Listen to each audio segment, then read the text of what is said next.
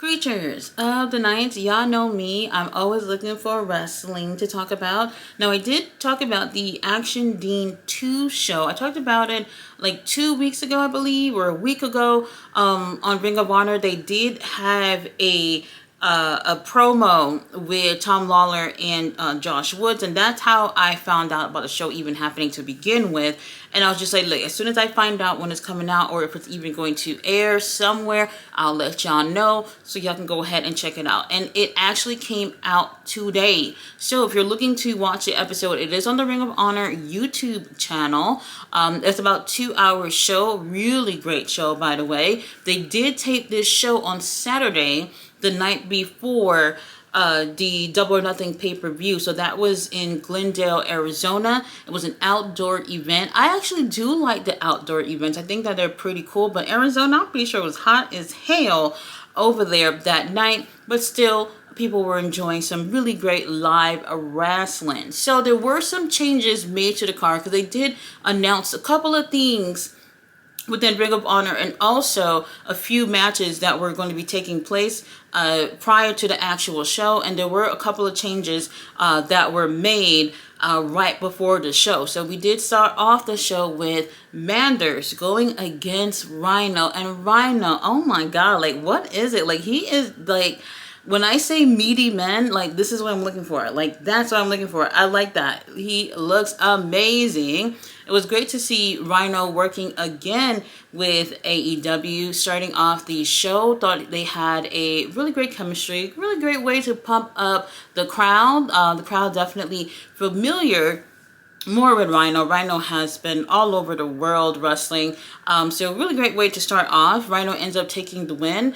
And for me, I was surprised to see that he was going to be on this show. I'm thinking maybe he'll work with AEW a little bit more often. I would actually like to see that. If he were to be featured on Ring of Honor itself more often, helping some of these young cats move up on the card, that would be great. But we'll see where that goes. We also had a change in the show where Josh Woods was supposed to go against Tom Lawler in one-on-one action. They had a beautiful video package and everything that aired the other day on Ring of Honor. And unfortunately, Tom is injured, not clear to compete, could not compete. So he was in the corner of Josh Woods. Yes, the corner of Josh Woods going against our boy, J.D. Drake, and Anthony Henry's ringside. And yes, you heard me right. J.D. and Anthony are back, both back and cleared from injury. And I was so excited to hear that both of them was going to be over there on that show. Now, what was a little bit different here in terms of Ring of Honor, if you're watching Ring of Honor,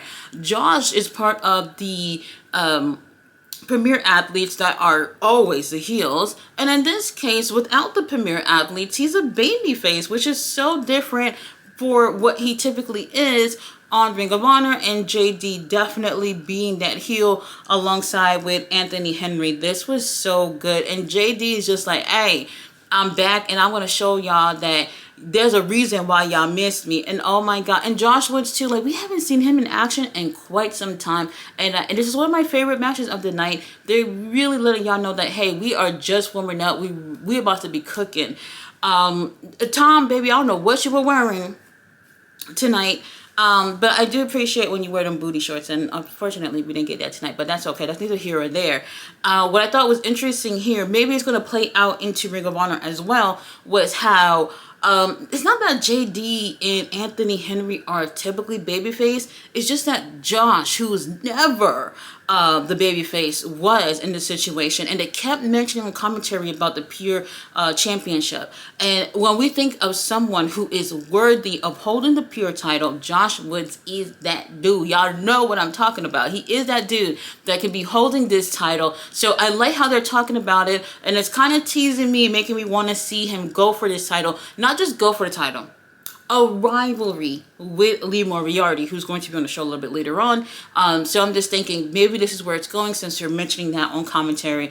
Josh Woods ends up taking the win, which was a little surprising to me. But if we are going the route for going for the Pure title, then this was definitely the win for him. But JD looked amazing. Absolutely amazing here. I cannot wait to see JD and Anthony Henry and Joshua is back on Ring of Honor. Put these guys on the show. Tony Khan. Up next, we have the only traditional tag match of the night, Los Desperados, Gringo Loco and Arez, going against the Coven of the Goat, Jaden Newman and Tank, and they're being escorted by Reverend Dan Wilson. Dan Wilson, if you're a Reverend, you must be the Reverend of Hell, and if that's the case, sign me up. This was so great. I always tell people, like, Gringo Loco is that guy. Like, don't look at him and just be like, he is that dude. This was a really great tag team match. I haven't seen our Reds in quite some time. They have really great chemistry with each other. I always feel like but almost every time Gringo Loco's in the ring, I'm just always like mesmerized by how he's able to just click with just about anybody. Arez and Gringo Loco end up taking the win. Now, on to what I was waiting for. Slim J. Slim J, baby, where have you been? Oh my God, we haven't seen Slim J so long. I really enjoy Slim J a lot and haven't seen him in, I want to say, like a year or so in the ring. And he's going against Beast Muertos. Y'all know how much I just melt over Beast Muertos. He is just so dreamy. We haven't seen Beast Muertos on TV for a little bit too, maybe like 3 weeks or something like that, which is just way too long, Tony Khan. Way too long for Beast Muertos to not be on TV. Their chemistry are just off the chain. Slim J and Beast Muertos, I don't want to say that their styles are similar, but you know, you got that high flying style from Slim J, and you got that luchador style from Beast Muertos, and he's a big meaty man, like, oh my God, meaty, perfectly meaty. And these two just went at it, just like, I don't know, have they had a match before? I feel like they probably have. Whatever situation is, one of my favorite matches of the night as well. This went on a little longer than I thought. I didn't think Beast Muertos was going to squash Slim J, but I did think this was going to be a little bit shorter. Slim J looked like he's brothers with, what's his name? Oh my God, not Serpentico. What's his partner name again? Why am I forgetting his name? Angelico. There we go. Angelico. He looked like, in the face, they look like they can be brothers. I don't know why that just came up out of the blue in my head while I was watching this match. Beast Muertos, baby, he needs more TV time. He needs more TV time. He has an interesting character with kind of no story a little bit, but people like him, and every time he's in the ring, people connect with him. Slim J is another one too that you can easily connect with in the ring. I just don't understand like what's going on in terms of them just not being able to be used as much as people would like to see them. Beast Muertos ends up taking the win. I want to see more of him, especially when it comes to him being part of LFI on Ring of Honor or AEW. Now, the ROH Pure Championship on the line. Lee Moriarty going against Matt Mako. Lee Moriarty used 2 rope breaks in less than 2 minutes, which I was fucking gagged about it. I was like, what the fuck? I thought that was very interesting because I haven't seen anyone make him use his rope breaks like this at all. I thought that was very interesting for a champion. I think that overall, with him being a champion, his championship matches, he's been very dominating. And almost everyone that he's been in the ring with, I kind of felt like, not worried. But Matt definitely made Lee Moriarty have to work tonight. By this time of the show, it's getting much darker in the ring. So, like, they're outdoors and there's all these lights and stuff from the show, but there's all these lights coming from everywhere else. So at times, the brightness and things do change or whatever. Does it change how the quality of the match? I don't think so. I did see a few people complaining about it, but it is something that will be noticeable because of all those other lights that were going on outside in that venue or wherever they were outside. Now, Lee Moriarty, baby, ends up taking the win via submission, which I expected. The title ain't going nowhere. Now, look, I would prefer to see him doing a hell of a lot more with this title, especially with him being with STP. I do feel like that's a killer group that they got going on, killer faction that should be able to just terrorized the entire Ring of Honor, but unfortunately we haven't seen enough of that group as a whole. But Lee Moriarty looked absolutely amazing here. He's someone that should be featured even on Collision a couple of times a month, if anything. And I would like to see more coming out of his championship reign. If we are going that route where maybe Josh Woods would be a future opponent, give these guys a story. Now, before our main event, y'all know they can't send y'all going home without a 10-man Tornado Cybernetico match. We have Blue Panther teaming up with Hologram for the kids, Neon Valiente, and Virus to go against Averno, Dr. Cerebro, Euphoria, Volador Jr., and Zilla. This was a lot.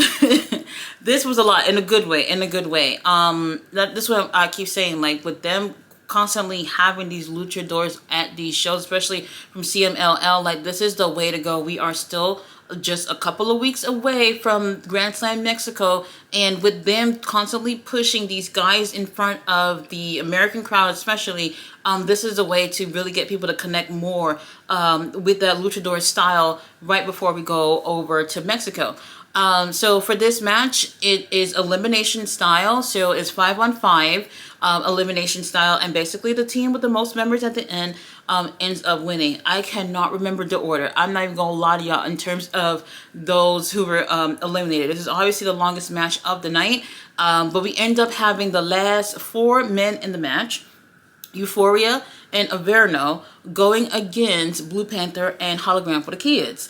Now, I was just thinking, okay, maybe they might get Averno out, leave Euphoria to be with Blue Panther and Hologram, but they end up taking them both out at the same time. So it was like a double count out. So leaving Blue Panther and Hologram to be the last 2 standing in the ring. Now, just when y'all just thought that they was going to let y'all leave happy or whatever before the main event, here comes the GOAT, the GOAT, Bryan Danielson coming out there. Bryan Danielson came on out there, shaking hands, kissing babies and everything like that, come up in the ring, and he's talking about how much he's such a big fan of Blue Panther, that he's his favorite luchador of all time, and how he had a match with him last year and all that stuff. Bryan Danielson, when he starts talk, y'all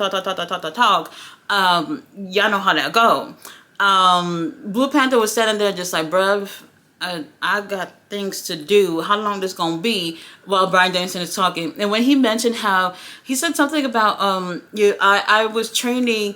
No, he said I was in WWF developmental, and then the whole place started booing, and he's like, no, don't boo, please don't boo. And then when he mentioned that they fired him, then they booed, and he's like, now you can boo. Whatever. Danielson, he was just doing a lot of talking, which we do appreciate, because we haven't seen Danielson since the whole incident had happened, and y'all, I'm still not over it. Oh my God, I'm still not over it. Anyway, it was great to see Danielson there, and even having Blue Panther and Hologram bowing to the GOAT. I just thought that that was such a nice touch, how much he's over here talking about how much he loved them, and they're bowing to him. Like Bryan Danielson, I don't think he knows how much he has impacted wrestling. He's absolutely one of the best wrestlers in the world. That's why I got him on my wall, obviously. Now, main event, dog collar match. We have Mad Dog Conley going against Adam Priest. Mad Dog really reminded me of Bruiser Brody here. I don't know if it's the hair and the facial hair and everything. I don't know what it was, but something about the vibe was very, very much Bruiser Brody, kind of Mick Foley-ish here, and that's a fucking compliment. It is a compliment. Adam Priest. So Mad Dog, he already got a dog collar. He said, like, baby, I'm the king of the dog collar matches. Let's go. Adam Priest was just getting his collar on. He decides to go attack a Mad Dog. Referee breaks him up, and Mad Dog's barely breathing on the side of the ring. And referee goes to put the collar on again, and then Adam Priest said, nope, let me stomp his ass out some more. And he goes on to go stomp his ass some more. Now, he finally get the dog collar match, the dog collar on, and they can go on with the match. I absolutely love this. It's not too short. It was good for a main event. And I was looking at it as a, you know what, Adam Priest, baby, I don't mind if he end up taking a win. But apparently, Mad Dog did win a collar match last year for the first Action Deed. So for him to continue to be the king of the dog collar match, why not have him take the win? Adam Priest ended up bringing in some weird dog collar. I forgot what you call it, but it's a dog collar that seemed to have like spikes or some shit on it, and he uses it onto Mad Dog. And then at some point, Mad Dog towards the end was just like, you know what, I'm gonna use this shit on you. Ends up putting it around his neck along with the dog collar that's already on his neck, and he's pulling and pulling and pulling on the chain until he passes out. And the referee said, look, ain't nobody dying on my watch, and ends up stopping the match, and Mad Dog ends up taking the win. This was a really great match. Not just the match, but the whole show was a great vibe. One of the reasons why I absolutely love covering things that AEW are doing is because they are working with other independent promotions, and getting them, some recognition amongst fans. Like Action Wrestling can use the viewers and some more fans to see what they got going on. And I thought this was a really great tribute show to Dean. There's gonna be a 3. I'm assuming there's gonna be a 3, obviously, for next year. Whatever the situation is, I'm just hoping for bigger and better things. Not sure when that will end up happening, but Tony Khan, thank you for putting this on the Ring of Honor channel. For anyone who wants to watch it, it is on the Ring of Honor channel. They did air it earlier today, and it's still available to watch. I can't say it's gonna be there forever. I have no clue. So if you haven't gotten a chance to check it out, go ahead to their channel and watch the show. You guys, thanks so much for watching my review. I will be back on Wednesday with Dynamite. I'll see you guys then. Bye.